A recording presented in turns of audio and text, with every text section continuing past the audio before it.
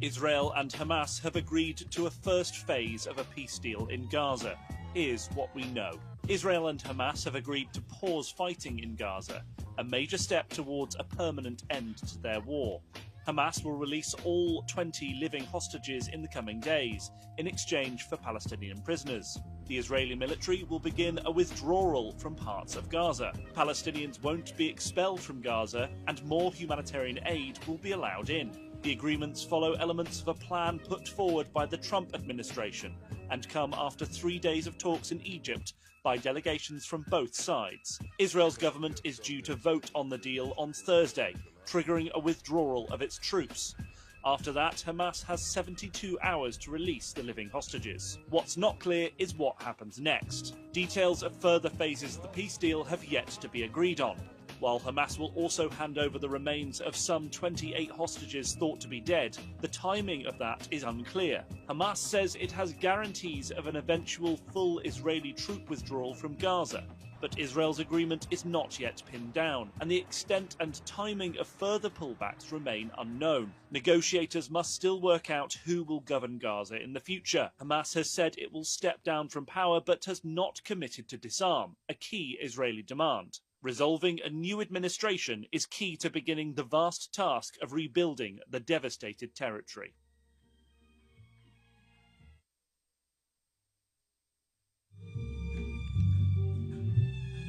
And we are back, and we are black here on WLTH 1370 AM. That's 92.7 in the FM dial.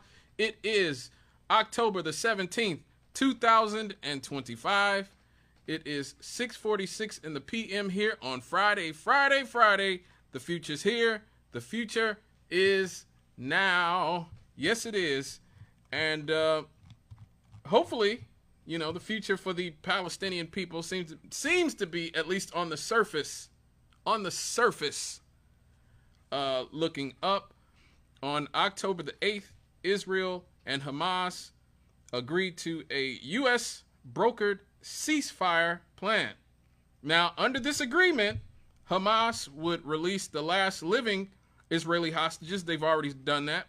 There were 20 in total. And let me just say this. There were a lot of Zionist grifters out there in the media and on social media especially saying, why were all the released hostages men? It's because they killed all the women. That is false. They released all the women earlier in previous ceasefire agreements, and they released all the people under 50 and all the children as well in prior ceasefire agreements. So the only people they still had were men under 50. Now, also, Israel would free, I think, close to 2,000 Palestinian prisoners and detainees. Mind you, Israel has been holding children, many children, hostage in their facilities for many years. The media never talked about that, how many hostages Israel has of Palestinian, including, like I said, children. Israeli troops would withdraw to define positions within Gaza. Humanitarian aid would be allowed to enter Gaza with trucks carrying food, medical supplies, etc. That's already started. A monitoring or stabilization force, including the United States, because, of course, we have to have our nose in every damn thing, would help ensure compliance. This deal is supposed to be a first phase. Disarmament, reconstruction, political governance of Gaza, and its long-term terms remain unsolved. So what has happened so far? The 20 living Israeli hostages have been released. Israel has released the 2,000 Palestinians. The bodies of deceased prisoners have begun to be exchanged. Aid and humanitarian relief shipments are flowing. The ceasefire appears to be holding so far, even though Israel kept killing people. Even once the ceasefire was agreed upon, they kept killing people at first. I'm not sure if they're continuing to do it. Now, it's important to state that this ceasefire is very tenuous, especially when you have a partner in this case Israel, who is looking for any reason to continue their mission of ethnic cleansing. Now, this one more challenge in this deal is that the deal does not yet settle how and when Hamas would disarm or what governing structure Gaza would adopt long term. They got to have police. Like Hamas was their government. Hamas was the police department. Hamas was everything. So, just like anything else, they need people who are going to keep the peace within the Gaza Strip. Who is going to do that? Israel can't do it without it being something catastrophic. Is it us? Is it going to be Qatar? United Arab Emirates? Who? Egypt? Who's going to do it? Gaza is extremely damaged. All of its infrastructure is gone. So exactly what are people going home to? And how would you even efficiently and effectively deliver aid to the Gaza Strip? So that's important to understand. Now, where we're at right now is that Israel's already trying to weasel out of the deal. That's where we're at. Like, really. Keep it 100. Keep it funky. Keep it a Virgil, as the kids say. Israel is trying to weasel out of the deal already. They never wanted those hostages back. And a lot of people in Israel know this. The funny thing, and I've been saying this the last 2 years that this has happened, since Rev was still here. I think Rev was still here, if I want to say. Maybe he wasn't. I don't know. But essentially,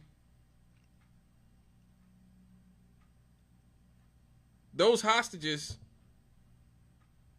made it possible for Israel to be able to do what they were doing in terms of ethnic cleansing. They could always use the excuse of Hamas holding those hostages. Now that they don't have any more hostages, now they've got to find another excuse. We know that there was information that the Israeli government had that Hamas was planning something for October 7th and that they likely let it happen. We know that Netanyahu is a deeply unpopular person within Gaza. And unlike us, Israel actually puts their prime ministers in jail. They actually put their corrupt politicians in jail. So whenever this is all over and Netanyahu's out of office, it's likely that he goes to jail. Him and his wife. They are corrupt people. And if you don't believe me, look up Sarah Netanyahu. Okay? She is a trip in her own right. Okay? She is a trip in her own right. I'll just say that. A very psychotic individual, might I say. And many of the people who were killed on October 7th, as I've been reporting for probably a year and a half now, were killed by Israel itself. They used the Hannibal Directive. The Hannibal Directive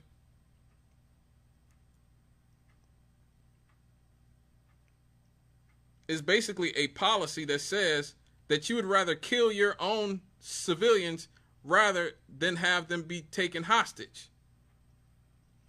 And so Israel was able to legally kill their own citizens with using the Hannibal Directive. And often, a lot of the people weren't even killed by Hamas, but they killed them with the idea that them being dead was better than them being taken hostage to the Gaza Strip by Hamas.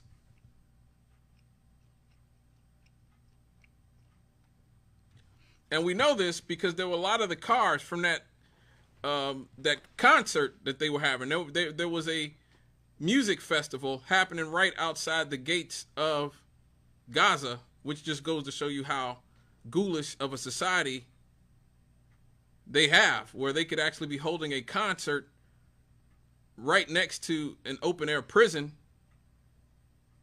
like Gaza.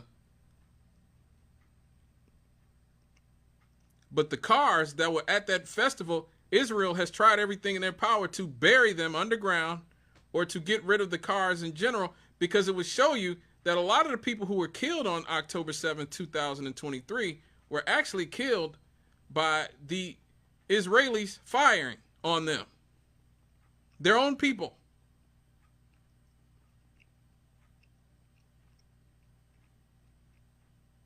So that's important to state, that these hostages were never the end game for Israel. They never cared about the hostages. They always were just looking for an excuse to ethnically cleanse Gaza. Netanyahu wants to also prolong this as long as possible, because as long as this goes on, he gets to stay a free man. That's one thing him and Donald Trump have in common, with the exception, in this country, people in power get to do what the hell they want, and there's never any accountability at all, ever. That's why George W. Bush and Obama and Clinton and Ronald Reagan died a free man, and all these people, they all die free men. Nothing ever happens to any of them. No matter how many people they kill, innocent people they kill, no matter how many laws they break, completely irrelevant. And another thing I think is important that I have to remind you guys of, and I've talked about this every time I talk about this conflict, Israel's media, particularly Haaretz, which is their version of the New York Times, is much more critical of the Israeli government, in particular Benjamin Netanyahu, than Americans in the mainstream media are able to be.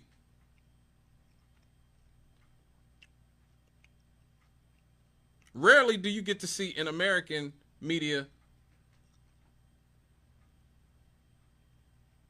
do you ever get to talk about things like how Netanyahu literally propped up Hamas, used to send suitcases of money to the leadership of Hamas? Yes, the Israeli government made Hamas, basically. And they definitely propped them up with money, suitcases of cash to the Gaza Strip.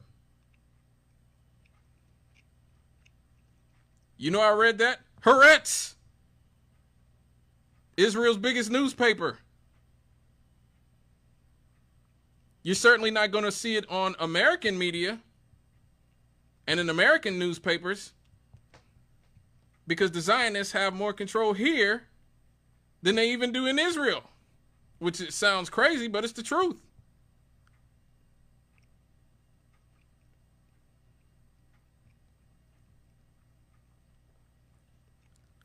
Now, Israel's trying to weasel out of this deal by saying, well, you know, we didn't get back all the dead hostages. We got back all the living hostages. We didn't get back all the dead hostages. And you know, even Donald Trump, who literally used the term Palestinian as a slur, he called Joe Biden a Palestinian during their debate, their disastrous debate for Joe Biden, at least. Even Donald Trump said, look, man, they're under rubble. Like, all these baddies, all these people are under rubble. Israel literally dropped 2,000-pound bombs on the Gaza Strip.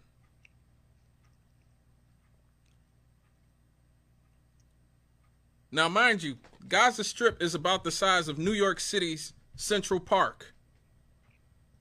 And you had 2 million people in a area about 26 miles, the size of New York Central Park. And Israel literally dropped 2,000-pound bombs on an area the size of New York's Central Park.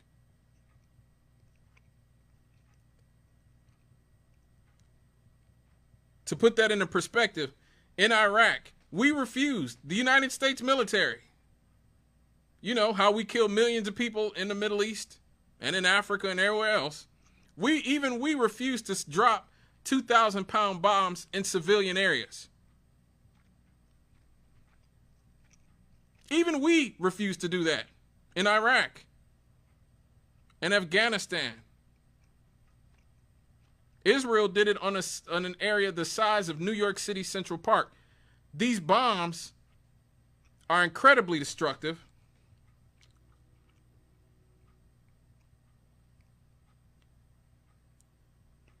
And so a lot of the hostages and the dead bodies of even Palestinians and everybody else are either never going to be found, or it's going to take months or years to find them underneath the horrific amounts of rubble.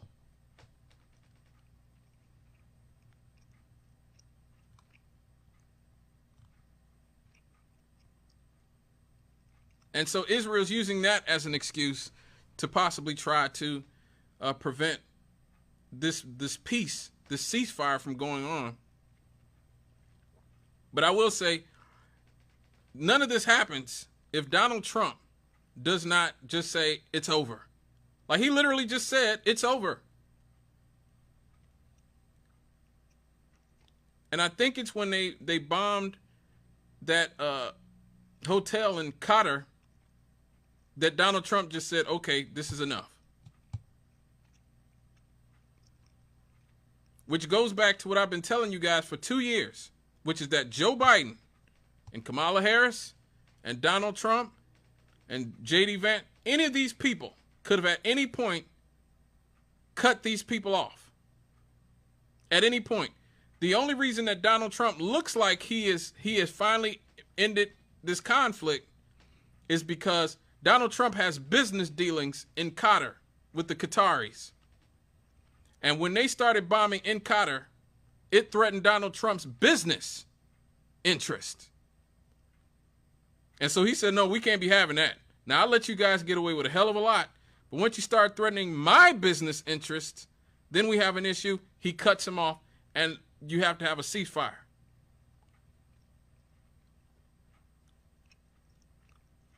So it just goes to show you how weak Joe Biden and Kamala Harris were with Israel, how weak Donald Trump has been up until this point with Israel. This conflict could have lasted a month or less.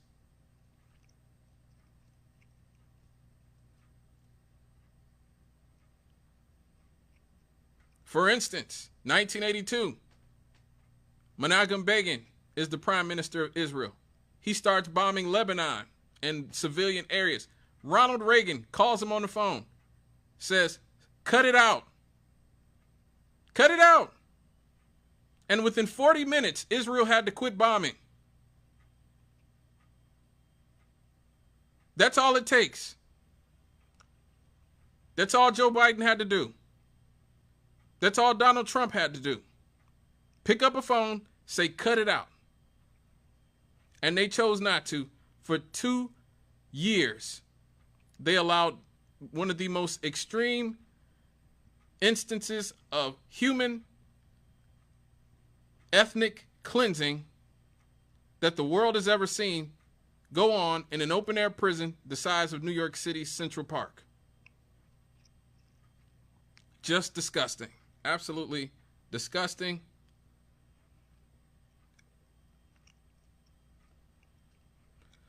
And if that's not bad enough, Israeli soldiers burned everything they could on the way out of Gaza City.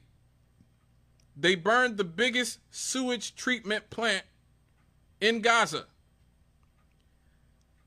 That was built by the Germans. The Germans actually did that. They destroyed the Germans' sewage treatment plant that they had built for the Palestinians in Gaza. So now, it shows you how deranged that the Israelis are, and to a large extent.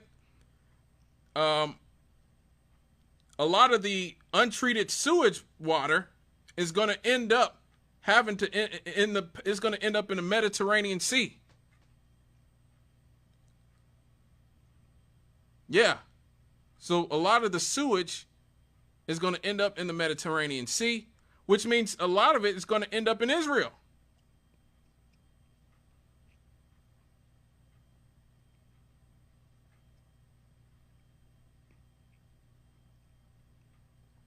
And so that's another thing they did. They burned a lot of the infrastructure that the Europeans, that the Germans, that the Canadians, that all these people have helped pay for over the years in Gaza out of spite.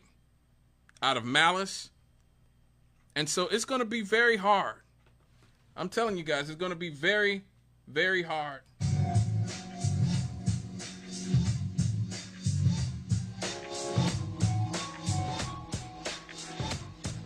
It's going to be hard for the Gazan people, the Palestinian people, to recover from this. And then, of course, there's still the question of the West Bank. Israel claimed this entire thing was about Hamas. Well, there is no Hamas in the West Bank, and they're still attacking Palestinian people in the West Bank, even though there is no Hamas in the West Bank. And so, obviously, this is a encouraging update to this story, but obviously we're not near the end yet. The end will be when Palestine is free, from the river to the sea. All right, folks, this has been a very heavy first hour of the show. So when we get back, let's lighten the mood, shall we? And have some happy happies. We'll be right back after these here on Straight Out of the Cannon with me, Scott Cannon.